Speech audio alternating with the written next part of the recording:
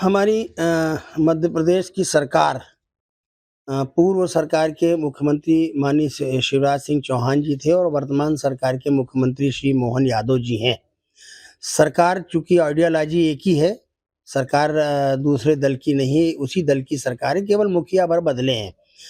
और सरकार ने जो नीति निर्माण की है, वो उस नीति का क्रियान्वयन वर्तमान सरकार के मुखिया के द्वारा होना चाहिए, इस अपेक्षा के साथ। और सुखद पक्ष ये है कि मध्य प्रदेश मध्य में है और आसपास के जो राज्य हैं,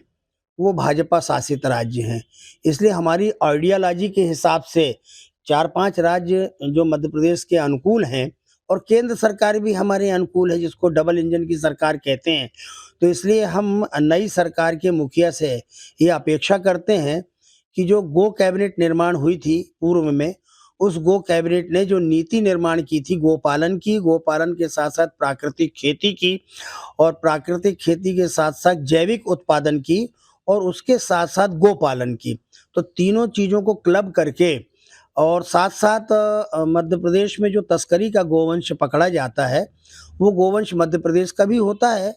परंतु राजस्थान की ओर से आने वाला गोवंश जो ट्रकों में लद के आता है अथवा उत्तर प्रदेश के क्षेत्र से आ जाता है या अन्य दूसरे-दूसरे क्षेत्रों से आ जाता है, जब वो यहाँ पकड़ा जाता है, तो सबसे बड़ा प्रश्न ये आता है कि इस गोवंश को रोक तो लिया हमने, लेकिन इसको रखें कहाँ? तो इसके लिए हमने एक पॉलिसी तैयार की है, जो गोसंवर्धन बोर्ड ने माननीय मुख्यमंत्री जी के सामने रखी थी और गोसंवर्धन बोर्ड के चेयरमैन माननीय मुख्यमंत्री जी होते हैं और सैद्धांतिक स्वीकृति इस बात की मिल चुकी थी और गोसंवर्धन बोर्ड के जितने भी डिपार्टमेंट आज मेंबर हैं, उनके सबके पीएस ने कहा था कि हमें गोवंश वन्य विहार बनाने चाहिए। मध्य प्रदेश एकमात्र इन सारे 5-6 राज्यों के बीच में है, तो इसके पास जंगल बहुत है और इसलिए हमें पॉलिसी ये बनानी चाहिए कि गाय का आहार जंगल में और जंगल का आहार गाय के पास, ये प्राकृतिक समीकरण है और ये प्राकृतिक समीकरण में जंगल का आश्रय, रेवेन्यू भूमि का आश्रय, पानी का आश्रय, ये मिलना चाहिए हमको और इस दृष्टि से हमने गोवंश वन विहार की जो कंसेप्ट तैयार की है,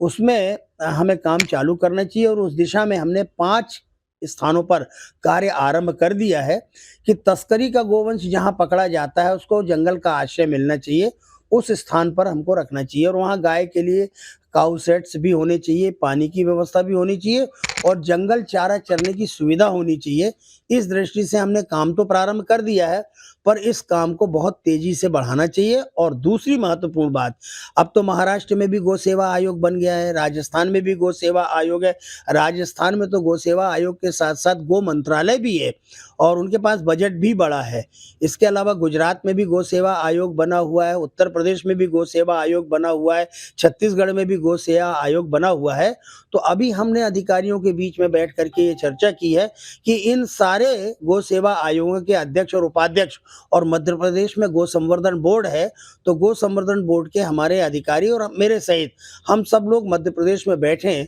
और एक ऐसी पॉलिसी डिसाइड करें, एक ऐसी नीति बनाएँ कि राजस्थान से यदि तस्करी का गोवंश मध्य प्रदेश में आ जाता है या गुजरात से मध्य प्रदेश में आ जाता है या उत्तर प्रदेश से मध्य प्रदेश में आ जाता है, क्योंकि मार्ग जो है वो प्रशस्त होता है यहीं से और महाराष्ट्र की तरफ और फिर उधर दक्षिण भारत में हैदराबाद के कत्ल खाने में ये गोवंश चला जाता है या इधर छत्तीसगढ़ के रास्ते बांग्लादेश की तरफ चला जाता है। तो ऐसे गोवंश को हम रोकें, मध्य प्रदेश में भी रोकें और हम राजस्थान में भी रोकें। राजस्थान के बॉर्डर से वो यहाँ ना आए और धोखे से अगर इस बॉर्डर में आ जाता है और हमारे द्वारा उसे रोक लिया जाता है, हमारे प्रशासनिक पुलिस प्रशासन के अधिकारी पूरी तरह से हमें सहयोग करें, वो कर भी रहे हैं।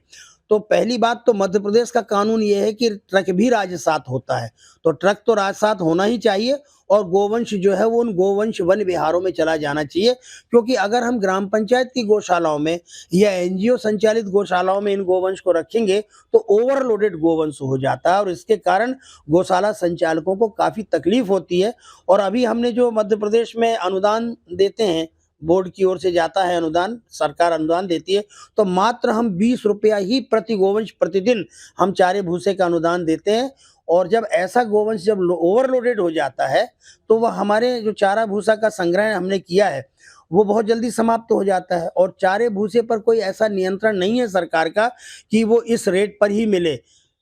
जब शुरू-शुरू में फसल आती है तो चारा भूसा हमको सस्ता मिल जाता है, लेकिन बाद में ये महँगा हो जाता है तो ये पैसा पर्याप्त नहीं होता। इस पर भी हमने सैद्धांतिक रूप से विचार तो किया है कि हमें अनुदान की राशि बढ़ानी चाहिए और वो कैबिनेट में जिस दिन फैसला हो जाएगा वो अनुदान की राशि बढ़ भी जाएगी। तो इस प्रकार से हमने गोवंश वन विहार की अवधारणा को और प्राकृतिक खेती, जैविक उत्पादन और गोपालन इस प्रवृत्ति को बढ़ावा देने के लिए हमने लोगों के बीच में काम करना प्रारंभ किया है।